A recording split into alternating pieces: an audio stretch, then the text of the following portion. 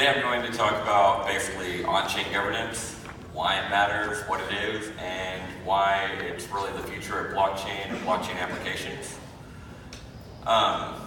So just for reference, basically, whenever you build a blockchain or like a dApp or smart contract or whatever, all that technology is basically immutable. You can't change it, you can't do anything to upgrade it if things go wrong.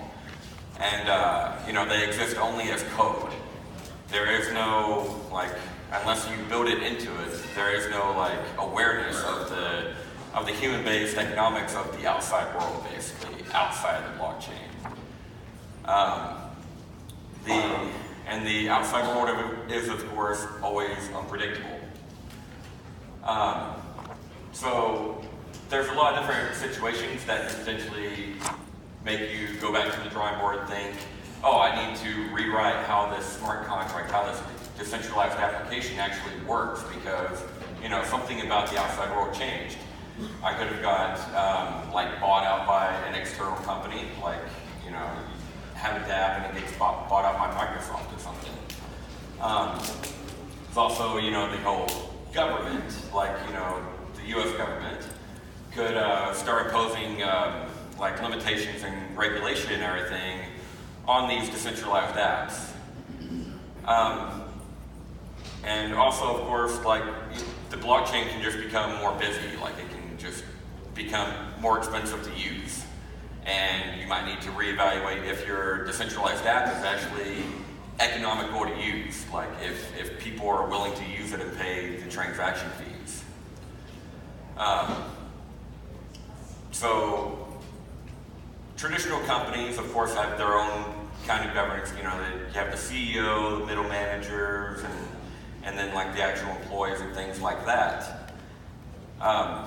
In a blockchain application, that structure is, you might have a company that has that kind of structure, but that kind of structure doesn't really exist on the blockchain for most applications. So you basically have a mesh of all these different parties that contribute their own piece to the ecosystem, but there is no this person is above this other person. And that's one of the really cool things about blockchain, to be honest. But also it raises some problems whenever you have these decentralized apps and smart contracts and everything that you're trying to make a business out of and help power the world with it.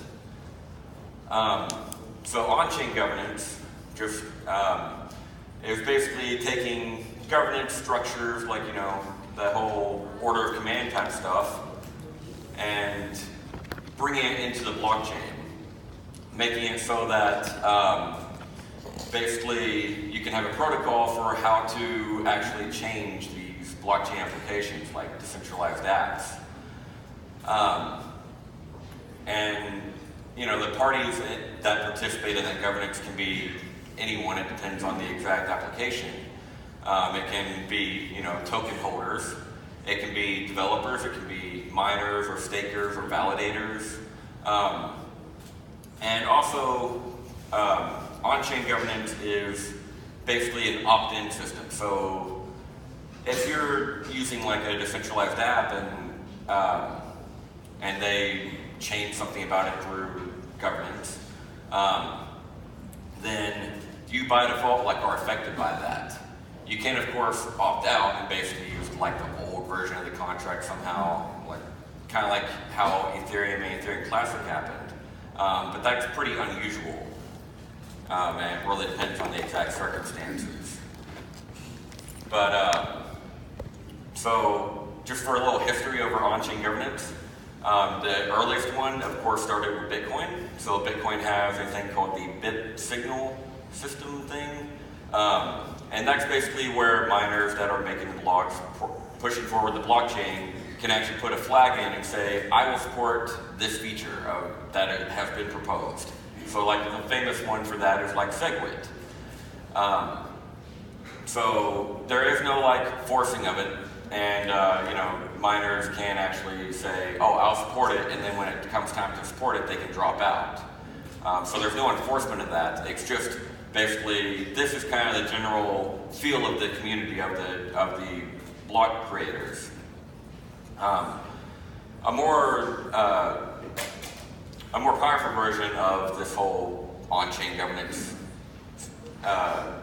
system is Ethereum's gas limit voting. So gas is basically the thing that it's basically transaction fees in Ethereum, and determines how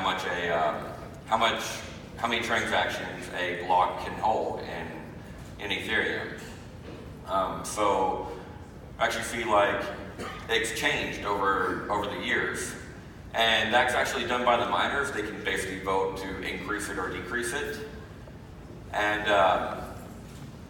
so basically all the miners and everything are the only ones that have any kind of say in this kind of system, though. And so there's kind of like some game theory type stuff that, well, maybe they should make the gas limit lower so that less transactions happen, because the transaction fee for each transaction will be higher, kind of like the block size debate of Bitcoin.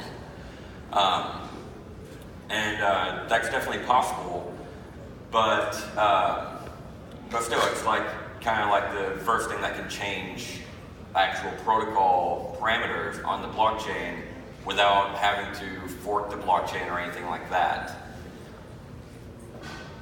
And there's also like a project called Tezos, which I'm sure quite a few of you have probably heard of, but they are going like the extreme route and basically making it to where the core protocol of the blockchain, almost everything about it can be changed through governance and through on-chain governance, so that, you know, people vote for some change and it happens, and there is no like fork or anything like that.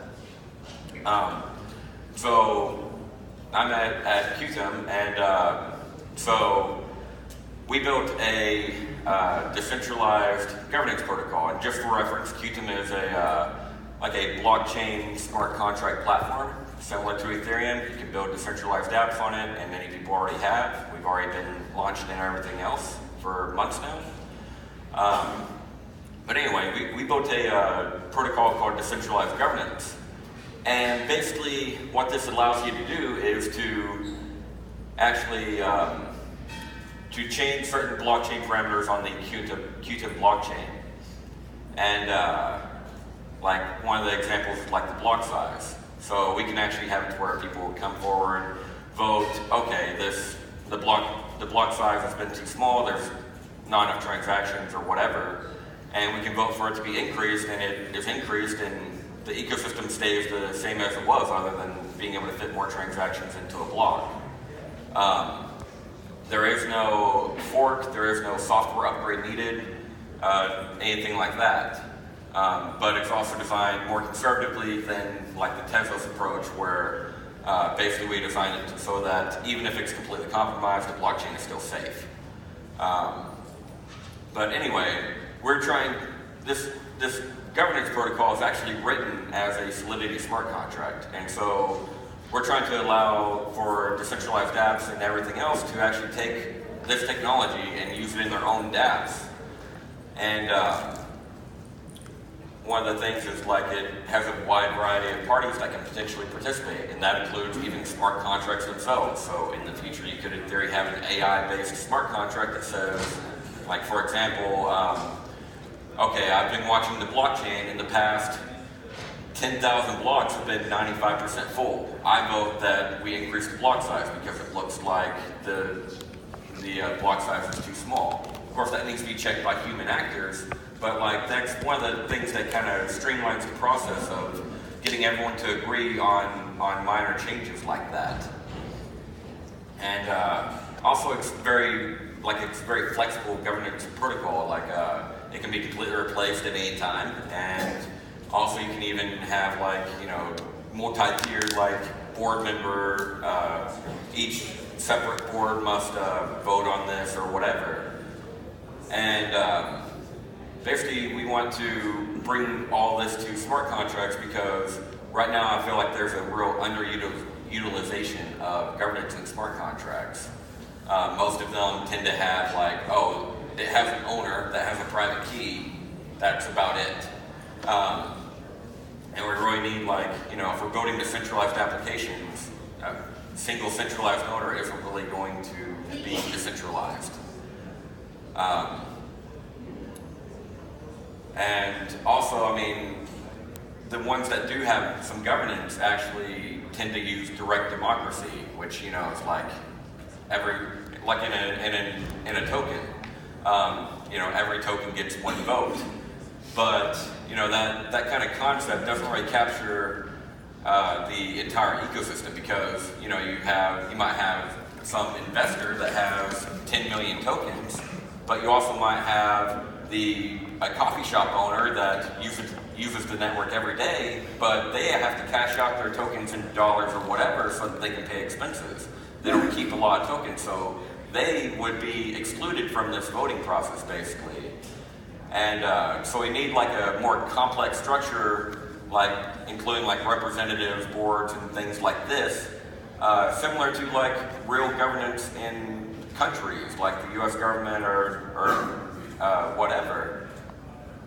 And also there's like different governance layers that these decentralized apps and smart contracts need to be aware of. You know, there's like the overall blockchain governance, like for us that's the QTum governance and how that protocol works. And then there's also like if you use a state chain or a side chain for managing your decentralized app for off-chain transactions, then you have to deal with the governance built into that system. And then you of course have your local smart contract governance as well, that you know, is like your company or whatever that's managing this decentralized app and can hand over control if needed or anything. Basically, the smart contract governance needs to be like aware of like these external changes that can happen, and you know, aware of the greater ecosystem around it. And so I believe the next step is basically giving talks like these, telling people use governance, because you know, you can't really plan for the future, and governance is a way to basically make sure that you can always change things in the future and do it in a fair and decentralized way. You know, of course, depending on your exact application. And you know, I believe that every blockchain application actually requires some kind of governance. Like even completely decentralized ones, like the DAO, for instance, needs to have some way of being upgraded to, and it did, but, and also, you know, smart contracts and everything need to be aware of the governance that is external to them, and aware and able to adapt to, you know, the ever-changing external world that is life. So yeah, you can find out more information about the decentralized governance protocol and all that kind of stuff at QTum.org. And again, I'm Jordan Earls, and thanks everyone for being here.